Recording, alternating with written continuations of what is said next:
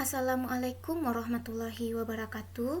Perkenalkan, nama saya Vira Mustika Indreswari, NIM 18043049. Pada kesempatan kali ini saya akan memaparkan hasil dari webinar presentasi untuk mata kuliah Sistem Informasi Manajemen untuk menjawab pertanyaan buku Loudon halaman 113 Case Study Question.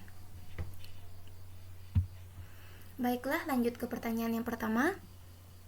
Identify the management organization and technology factor affecting adoption of internal corporate social network. Pertama, bidang manajemen. Saat sekarang ini, perkembangan teknologi informasi sungguh pesat, dan faktor budaya yang selalu berubah mengikuti perkembangan zaman juga berpengaruh pada penerapan social network.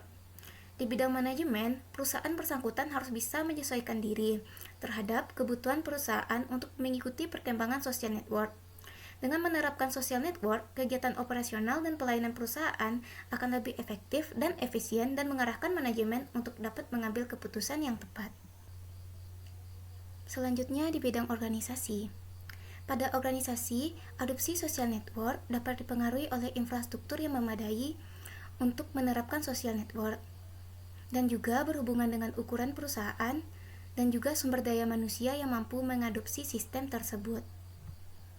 Selanjutnya, pada bidang teknologi, semakin paham pihak manajemen terhadap keuntungan yang akan diperoleh dari penerapan social network akan membuat perusahaan mengalokasikan sumber dayanya baik dalam teknologi maupun SDM. Faktor lain ialah biaya.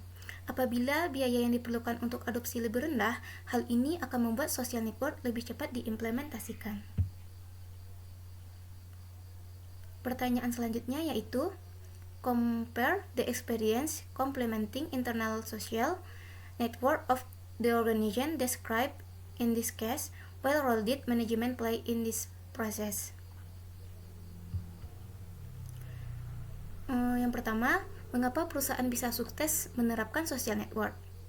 Yang pertama, dilihat dari perangkat lunak yang digunakan selalu berinovasi sehingga teknologi yang dimiliki dapat bersaing. Selanjutnya, social network yang dimiliki dapat menghubungkan komunitas internal dan eksternal sehingga memudahkan perusahaan berhubungan dengan pemasok, mitra, dan pelanggan luar perusahaan. Yang ketiga, ada social network dapat menekan biaya komunikasi antara manajer dan karyawan yang tersebar di berbagai belahan dunia. Selain itu, mempunyai fasilitas lebih efisien dalam menemukan konten yang dibutuhkan. Yang keempat, perusahaan memiliki sumber daya yang mumpuni, baik fasilitas teknologi dan sumber daya manusia yang mampu menerapkan sistem tersebut, sehingga adopsi social network bisa diterapkan dengan baik. Yang kelima, perusahaan bisa mengikuti perkembangan zaman dan menyesuaikan diri sehingga perusahaan mampu beradaptasi dengan teknologi yang selalu berkembang dan adopsi social network dapat dilakukan dengan cepat. Berikutnya, mengapa perusahaan gagal dalam menerapkan social network? Bisa dilihat pada perusahaan tidak mampu beradaptasi terhadap perkembangan teknologi sekarang ini, sehingga membuat perusahaan tertinggal dan juga dipengaruhi oleh kesiapan sumber daya, terutama sumber daya manusia. Karena apabila perusahaan tidak memiliki sumber daya manusia yang berkompeten yang mampu menerapkan social network, maka perusahaan akan membuat perusahaan ini gagal dalam menerapkan sistem network tersebut. Dan serta pengaruh budaya organisasi juga berpengaruh apakah sistem ini sesuai dan bisa digunakan dalam organisasi.